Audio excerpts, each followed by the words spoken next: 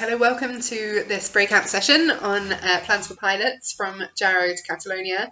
The structure of the session will be we'll hear from our four speakers. One of those speakers will be myself, about their experience with pilots, the pilots that they have worked on or been participating in, and we will use that as a sort of starter for 10 to talk a bit about the role of basic income pilots in the basic income debate. They are a big part of that debate.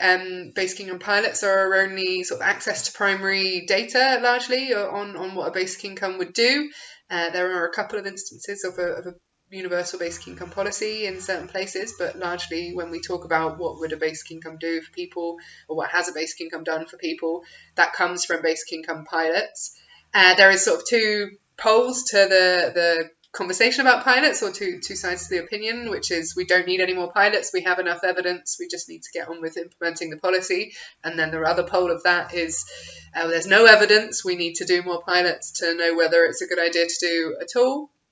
And I mean, me personally, I sort of sit in the middle of that. I previously thought we have enough evidence, both from work that's been done in the past on testing basic income, but also from looking at the current system and how it's not working. And that is exactly why we talk about basic income. That's how the design of basic income has been pulled together, is looking at pain points in the existing system and creating a policy for income support that would work better if it was situated in our social security system. Personally, I see the role of pilots as an opportunity to tell the story of a society with a basic income, the basic income society, which is the theme of today's event. So it's really exciting that we have someone here today who can tell us what it is like to receive a basic income, who's Alisha. Our other speakers are Patrick Brown and Aida Martinez, who will talk about proposals for pilots in Northern Ireland and Catalonia, respectively. Myself, I'll be talking about pilot proposals for two parallel pilots in England, in Jarrow in the northeast, and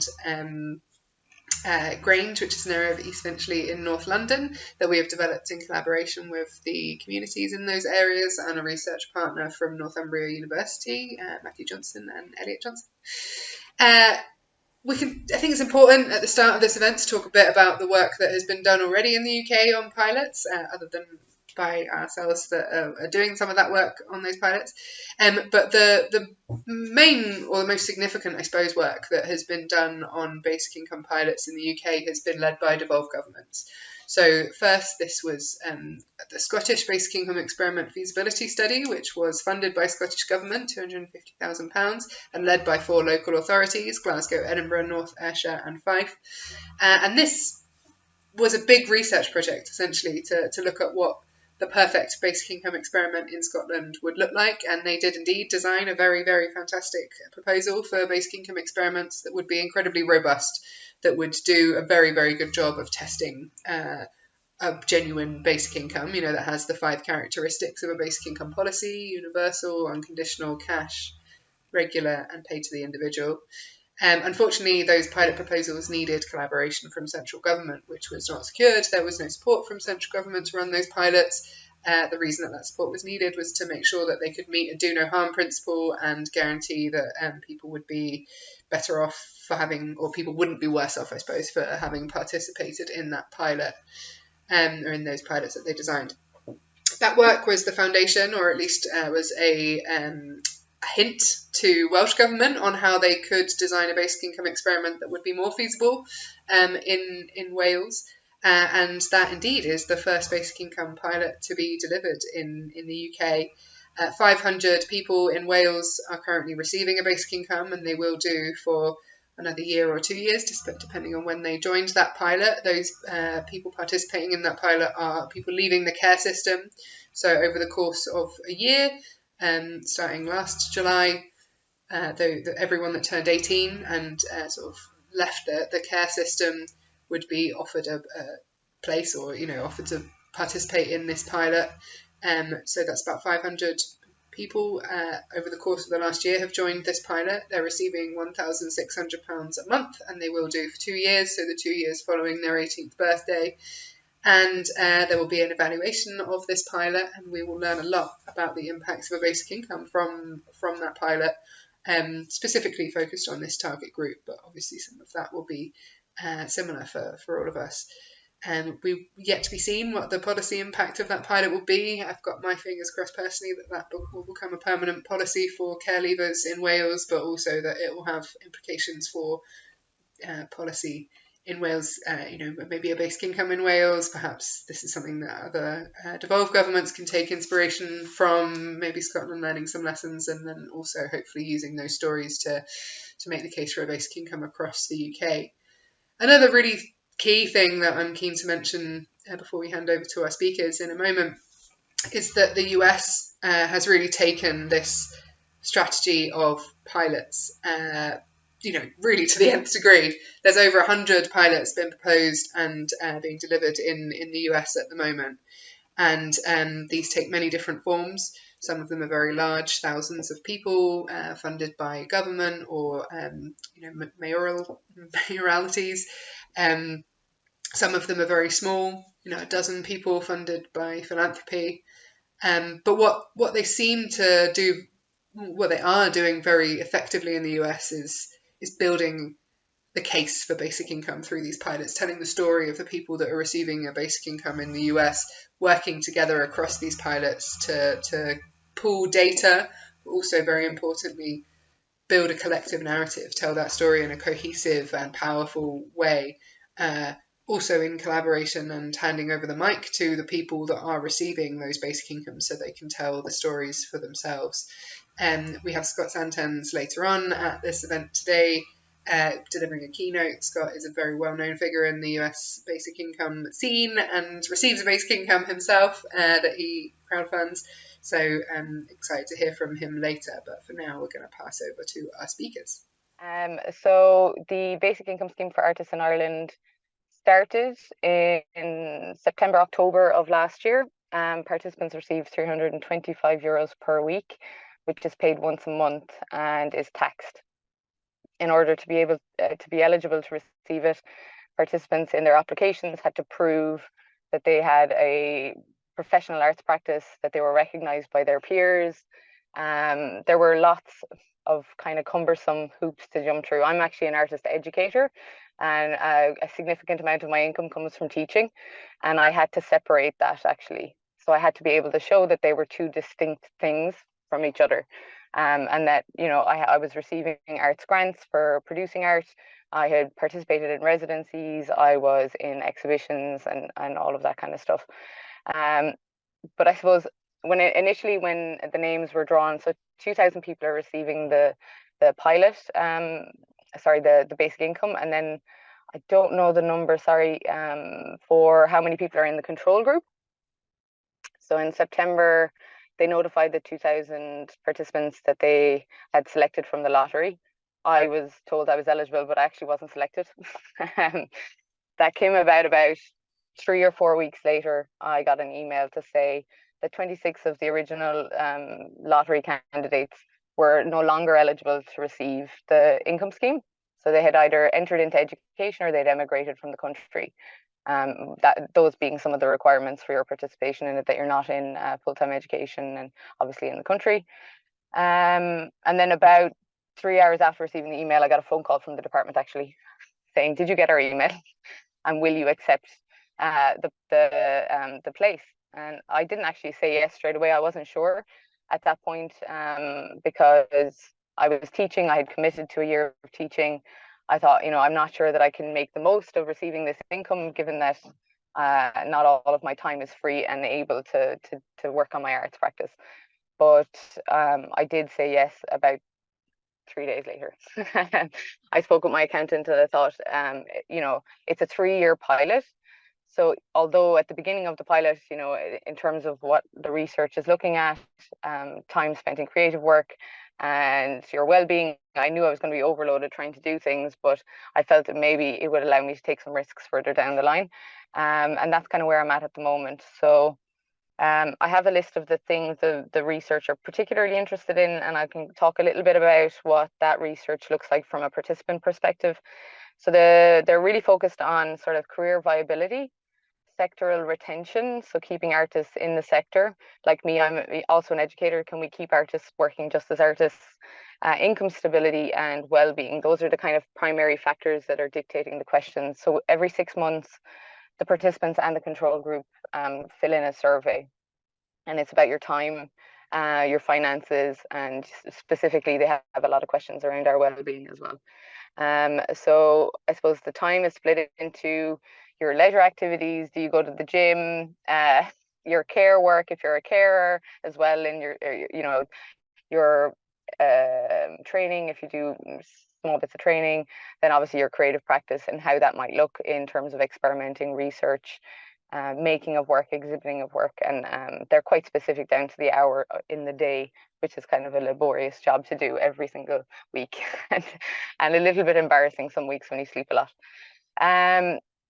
The other thing that they're looking at is your financial kind of income, so or your income and your outgoing. So how much are you bringing in sporadically in project-based work, and then continuously through the scheme, but also how you're spending that money. So even down to, are you buying gifts for people?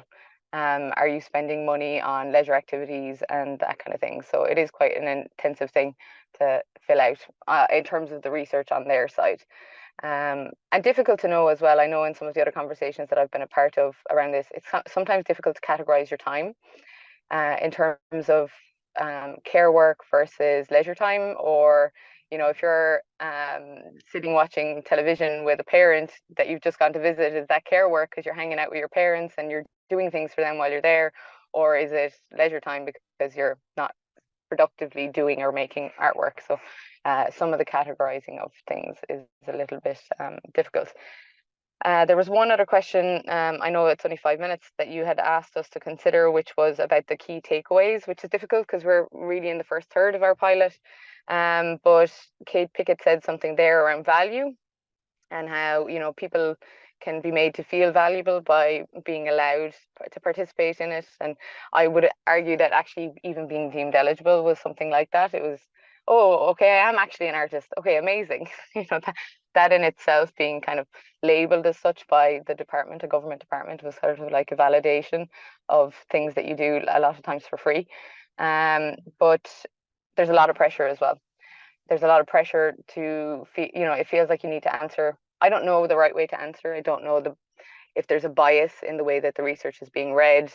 Do I make it seem like I'm being really productive now because I'm suddenly being afforded all of these other resources, financial and otherwise, or not to say that that's not entirely true, but yeah, it sort of messes with your head a little bit as a participant, to know that any decisions about it are kind of rested on what you say you do and don't do in the time that you spend.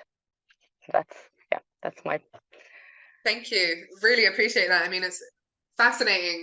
I'm sorry if this is another experience that makes you feel you're a little bit under the microscope, but yeah, I mean, you started off by saying you're not sure you're an expert, but I feel like there's a framing that means that you're the only expert in the room if you're receiving a basic income. So thank you so much for sharing, and I'm sure there'll be lots of questions.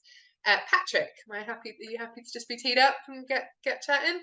Yes, no problem. Makes sense to move from south to north on the island of Ireland. Although I have to say that we are by no means as accomplished as our friends in the south in terms of actually getting a pilot underway. But we do have some fairly comprehensive plans for what we would like to do when we get the opportunity. Just to introduce myself, my name is Patrick Brown. I'm a member of the Legislative Assembly in Northern Ireland, and I've also been advocating for basic income for about 4 or 5 years now. I'm a co-founder of UBI Lab in Northern Ireland, and also completed my PhD thesis on UBI and conflict transformation last year. And the central sort of idea or niche, I suppose, of our basic income proposals is utilising UBI as a peace dividend for Northern Ireland specifically, but also post-conflict societies more generally. The idea being that in many post-conflict societies, often issues of economic inequality, deprivation, and poverty are left unaddressed by often very top-level, top-down political agreements, and that often leads to those economic inequalities allowing space for conflict to continue to fester down the line beyond the initial sort of celebration of those political agreements. And I think that's what we've seen in Northern Ireland, particularly over the last 10 years or so, with austerity and a recent uptick in paramilitary violence over the last couple of years, where we have significant pockets of deprivation and inequality, particularly in urban areas around Belfast and Derry, which correlates very closely with riots and civil disturbances and shootings, attacks on police and that sort of thing.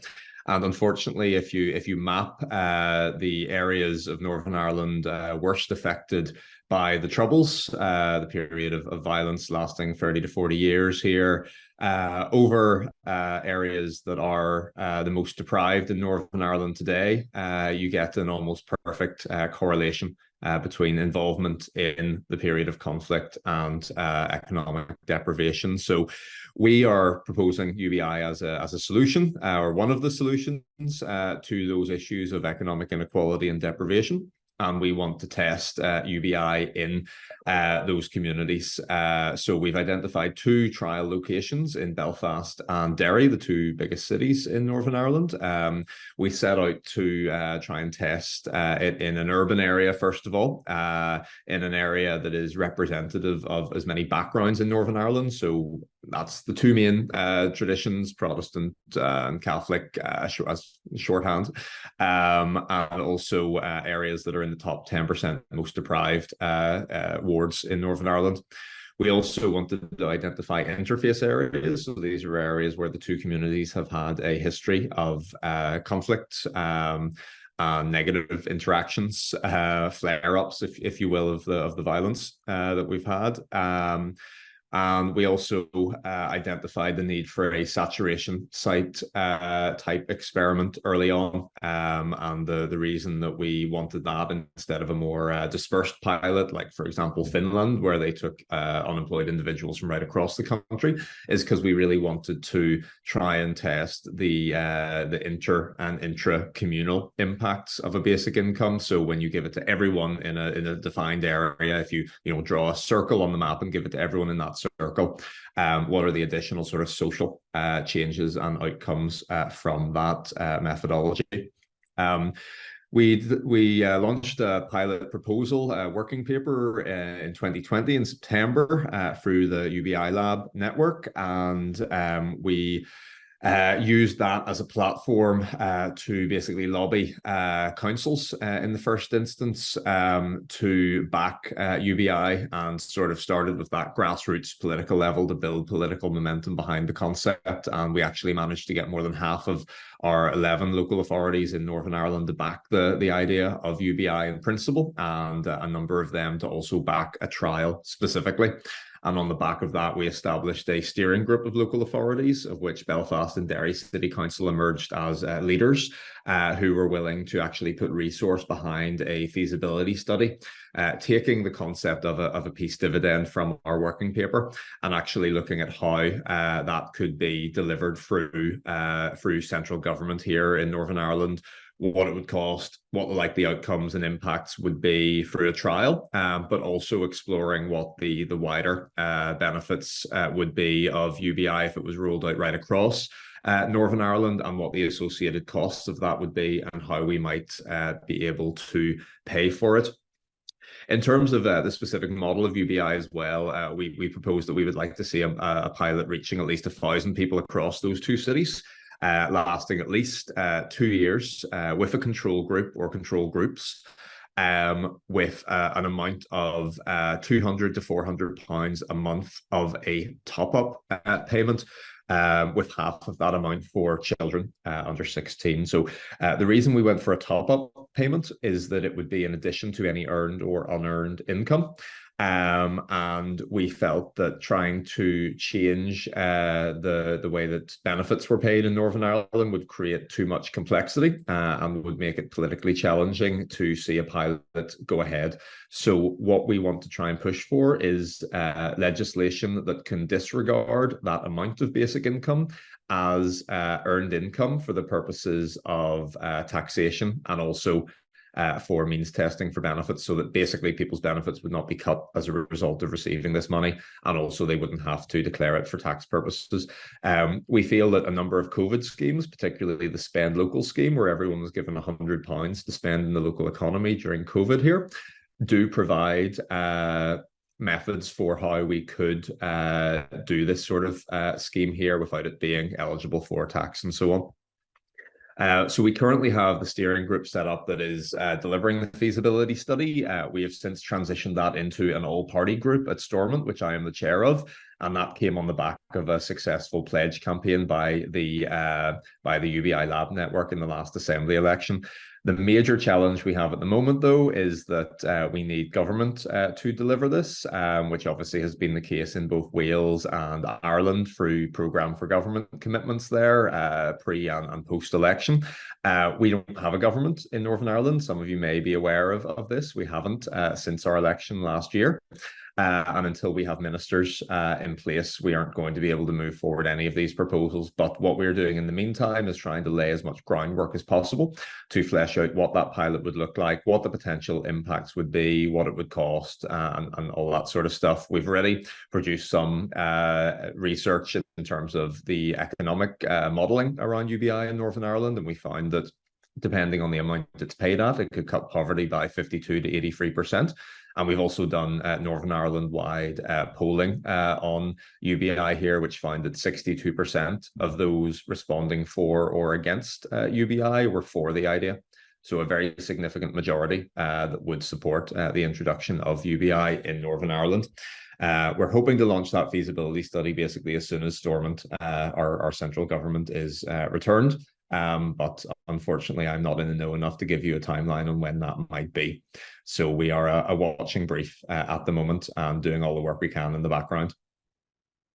Thank you so much. Fascinating, although frustrating also. These big blockers. At least you have something to point to that you can clearly say this is this is out of my control, but it's having a big impact on the work. Ada, you have a similar situation, I think, to tell us about. Are you okay to introduce yourself and tell us a bit about the work that you've been involved in? Yeah, thank you. Hello, everyone. My name is Aida Martinez, and I'm the data analyst at the office to implement the pilot project on UBI in Catalonia. The office is a part of the Catalan government, so we are backed by the actual government, and they were the ones proposing to implement this pilot project. So almost 2 years ago, we started the office, and we started with the design of the project, which I think it's very innovative, both in methodology and also in what our target is and what are the outcomes that we want to learn more about. Just to say a few things that are characteristics of the pilot project. It's designed to last 24 months. The amount of money, it's 800 euros per adult per month, and for underage people would be 300 euros per month. This amount of money is not arbitrary. It was set because from the office and the government, it's believed that the universal basic income should cover the basic material needs. So we took the poverty threshold in Spain to set the amount of money that we would be giving in the pilot project. So that's why it's 800 euros per adult and 300 euros per minor. The sample would be 5,000 people receiving the money, and also another like 5, 6, or maybe 4,000 people as control group. It's a very innovative design because it's actually a two-folded design. So since the sample is quite big, we are dividing the sample into two different designs or methodologies. One of them would be the classical RCT around the entire territory of Catalonia. So we would randomize 2,500 people around Catalonia, which they will be receiving the UBI for 2 years, and then the same amount, or more or less the same amount of people as control group. But also another innovative way of doing the RCT is not randomizing by individuals, but randomizing by households. So that way, once we randomize more or less 1,000 households around Catalonia, everyone registered in those households would be receiving the UBI. Why did we choose to do this way? Because that way we are able not only to learn about individual effects, but also about intra-household effects. So we are interested in knowing what happens with maybe power relationships inside the household between men, women, maybe young people moving out of their parents' house, because I don't know if you're aware of, but in Spain the average age to leave the parents' house it's 31 years old. So it's really, it's not because young people here do not want to leave parents' home, but it's because salaries are very low and rents are very, very high. So on top of that, another innovative way of designing the project is that we are not focalizing the sample as many other projects have done, like unemployed people, or for example, as our colleague from Ireland, artists, or and so on and so on. So we wanted to test the universality part of the UBI. And so in the sample, everyone is included. And the only exclusion criteria that we are going to put, it's excluding the 10% top incomes in Catalonia, because we believe in a progressive tax reform, having to precede the UBI as a public policy if it ever comes to be implemented. And those 10% top incomers would never receive a net gain from the policy, so it wouldn't make sense to include them in the pilot. And the second part of the design of this two-folded design, it's a saturation study, which I could repeat almost everything Patrick just said, because we were in this kind of thought process.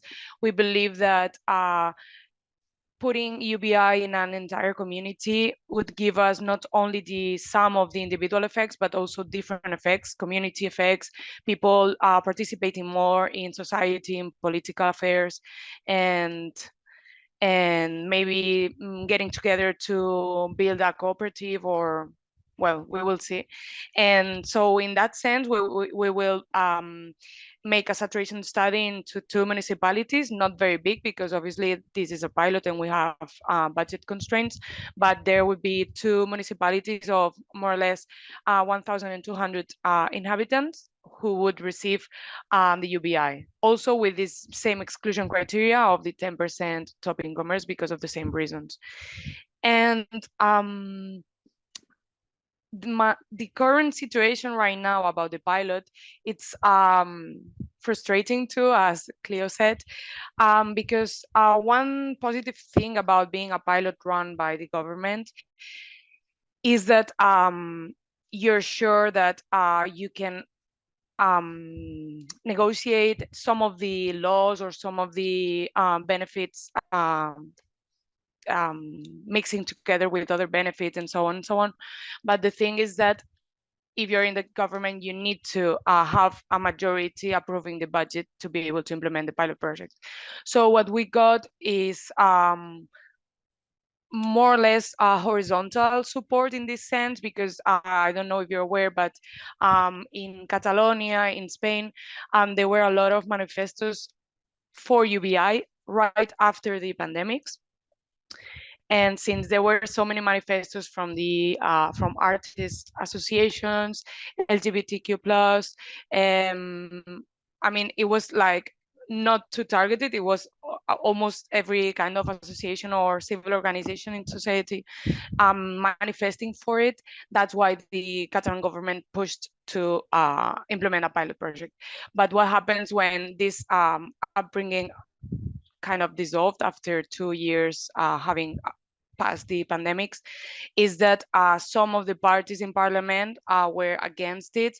The main arguments were that this amount of money should be used in topping up current conditional benefits and not trying to research another benefit that it's not actually implemented. And this past March was going to be approved, the budget to be able to implement the pilot project, and we were meant to start the implementation on fall this year. But last minute, literally last minute, like 5 days before the voting, the Socialist Party, which is not socialist, it's Social Democratic Party, voted against this, and the other right-wing parties in the parliament followed. So at the moment, it doesn't mean that the pilot project is cancelled, because the office as itself still exists, and it's separate from the pilot project implementation, and that's a good thing, because we are able to put the debate on the streets. We are focusing a lot on communication and communicating the idea of UBI and the advantages that it would have, and also the advantages that the pilot project implementation would have in Catalan society. But we will be trying again once the parliament arena is in a different way, which could happen quite early, because maybe you're not aware, or you are, but in this Sunday there are general elections in Spain. So, you know, different alliances could be made in order to maybe give us a better situation in the parliament to be able to pass the budget, at least for 2024. Thank you so much. Fascinating. So much. John, thank you for your question in the chat. If folks have any other questions that have come to mind, please do pop them in the chat. I'll invite you to speak on camera and stuff if that's what you're comfortable with, but useful to be able to prioritize in the chat. So I'm going to talk a bit about some pilot proposals that we published in another similar position of not having the funding secured for these pilots, but working very hard towards that. Ours came slightly different route, this sort of route that I talked about at the start of being community led, and they came out of some conversations. So as basic income conversation, we obviously like to instigate conversations about basic income, and we did this in 8 areas across England through in collaboration with a thing called the Local Trust. So the Local Trust is a national lottery funded charity, and they gave £1 million to 150 areas in England and Wales, and supported them to set up local steering groups led by local people to decide how to spend that money. So we spoke to 8 big locals, which is what these areas are called, or what these local organisations are called. We spoke to people from 8 big locals. They brought residents and neighbours and people that they knew to talk about basic income, and that evolved into this project after those conversations about basic income, where people were very clear that a basic income is something that they would support seeing in their communities. It's something that they wish had been in place during COVID. We published a report relatively recently on those perspectives, on those stories from people about what a basic income might do for them and their communities. And in 2 areas, in Grange, which is an area of East Finchley in North London, and Jarrow, which is in the northeast, there was enough energy at a community level to drive forward the project to doing a really significant amount of community consultation over 2 years to design a pilot proposal. So that's exactly what we did. We also recruited a research partner, which is Northumbria University, 2 academics called Matthew Johnson and Elliot Johnson. And they've worked with us to help us produce this pilot proposal. So it's the smallest scale pilot that we've talked about on this call today. It would be 15 people in Jarrow, 15 people in Grange. And this comes back around to this issue of budget. We were very aware that we were designing this with very little power as a community group and campaigning groups. And that included very little money and very little access to money as power in terms of power. So we designed a proposal that was very feasible to deliver and had a budget that was very feasible to raise. The proof will be in the pudding with how feasible that was. once we've been through the fundraising process. But yeah, so the amount paid is the same as the Welsh Basic Income pilot. So this would be £1,600 a month for 2 years. And this was chosen partly because it is the same as the Welsh Basic Income pilot, and we wanted to make sure that we had a sort of comparator and that we could learn lessons directly from the Welsh pilot, which is ongoing. And by the time we get to the point of launching our pilot, we'll be able to see almost all through that process of delivering that pilot, what the lessons are to learn there and being able to pick them up. But primarily the reason was this, meeting a do no harm principle, making sure that people would be financially better off despite it not being excluded from tax purposes, so they would lose some to taxation, and also make them ineligible for certain benefits. So we wanted to make sure that it was enough that people would be better off. This has all been done in collaboration with people in Jarrow and in Grange. We've checked all along that process through consultation activities, focus groups, and public events, but also the steering group that have put this proposal together are all local people, as well as the research partners. The size of the sample is obviously small, and that is something that we're very aware of, and that we're going into from a research perspective with completely open eyes to. The size of the sample would have to be, orders of magnitude larger for it to be statistically significant in the kind of quantitative data collection way. However, even a very small group of 15 in each area, or 30 in total, is plenty to capture very, very crucial qualitative information on the pathway of impact of a basic income, but also, and very importantly to these communities, to tell the stories of the people in these places, of the people who aren't receiving the basic income in these places, and the stark contrast between those two things, and to sort of paint this picture of a world with a basic income, which is the theme of this event today. So that's that point making is built into these pilot proposals that we've built, and something that we're throughout the process wanting to do in collaboration with the people in these areas. And the people in these areas have also told us, sort of to reference back to Alisha's experience, that we want the evaluation to be as sort of non-invasive as possible. So we're not going to ask questions about how people spend that money, even though that's quite interesting information. It's about trusting people, and sort of working out evaluation methods that allow them to tell us the key insights about the differences that it's made to them, and trusting the individuals themselves and then their wider community to know best about how to have those conversations productively. So I'll stick a link into the chat of the report that summarises that proposal in more detail. Today we saw in Mayor's questions that the Mayor of London was asked to support these pilots, or one of the parallel pilots in London. So we've just, my colleagues have been having a meeting with his team this afternoon. So we'll see where that goes. Hopefully we'll get some political support out of that work this afternoon. I'm very keen to hear questions. John, did you want to ask your question initially?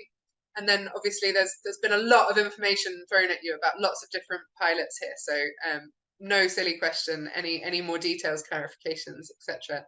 That you're interested in hearing, very welcome. Do we have John with us? Maybe I'll read his question out on his behalf, if that's okay. Cool. So the question is, what happens post-pilot? It might be difficult to adjust to income loss. So I'm wondering if anyone from the panel is keen to answer that question, has any insights. Alisha maybe has some expectations of what that might be like for her, but I think she said to jump off, perhaps. No, sorry. I went to the gallery view. I lost everyone.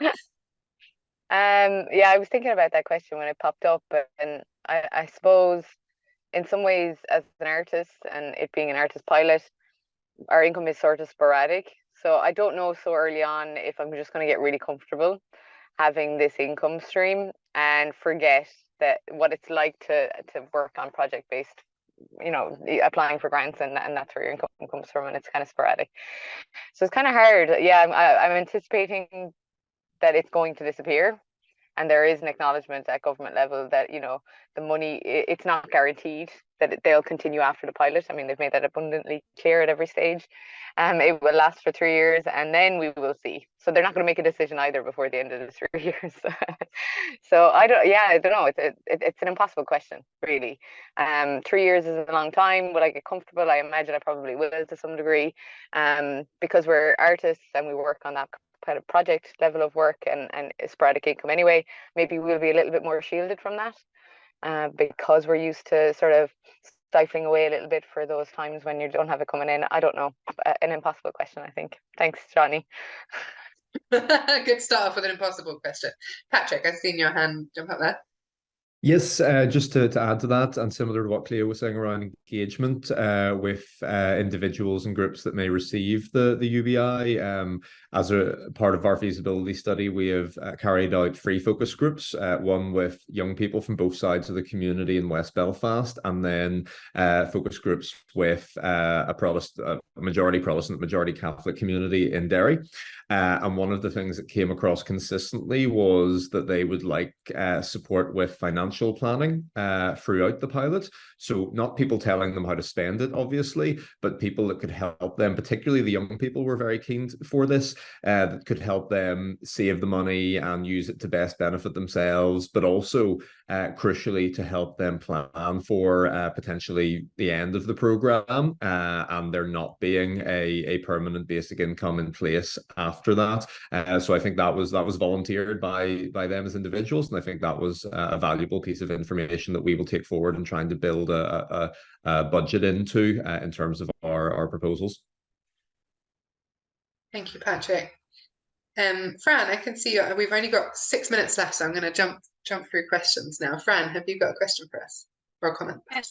Yeah, thank you. And it's probably a question for the panel, but also throwing it out to everyone. Maybe in the interest of time, put it in the chat as well. Like, so we held a roundtable a couple of weeks ago at the Mayor's Charity on UBI in the context of homelessness, just to kind of explore the what ifs. And I think some of the conversations that were coming up is kind of like around that feasibility and, you know, the inclusion exclusion criteria, and actually definitely what would happen next once you kind of took that basic income away. But I wonder if you'd be able to share any kind of like best lessons learned in the context of both getting buy-in and understanding as to what it is when you're going to target a particular group, for example, artists, you know, say, right, we're going to go there and that's who's going to benefit from it now. And also just that then within that cohort, but you know, how do you best lessons in kind of like, right, who is going to get it and who isn't going to get it? So yeah, I don't know if it might all be in the documents you've all shared and I'll look more, but I don't know if there's like key things where you're like, yeah, that's what we thought. I'll jump in with a bit of an answer to this, but it might be the answer to the opposite, because the consultation that we did for 2 years in Jarrow and Grange, we sort of expressed what the idea of universal basic income is, and throughout that we found that people, perhaps surprisingly, you know, this is something we went into with an open mind, but the people that we spoke to were very clear that the universal bit was something that they found very interesting, and that when we asked questions about, well, how do we make a pilot in this area, make it open to anyone that wants to put their name forward and then have it as a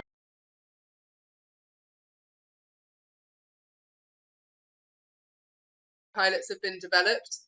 When we've done it in the opposite way, which is starting in the communities themselves, the answer has been, well, we'd be more, you know, I think it would feel fairer to us if anyone was able to put their name forward and then there was a sort of randomization, than it would if the decision was made by the folks delivering the pilot, who it is that's eligible. And that we even talked about targeting it based on income, so based essentially on need for additional income.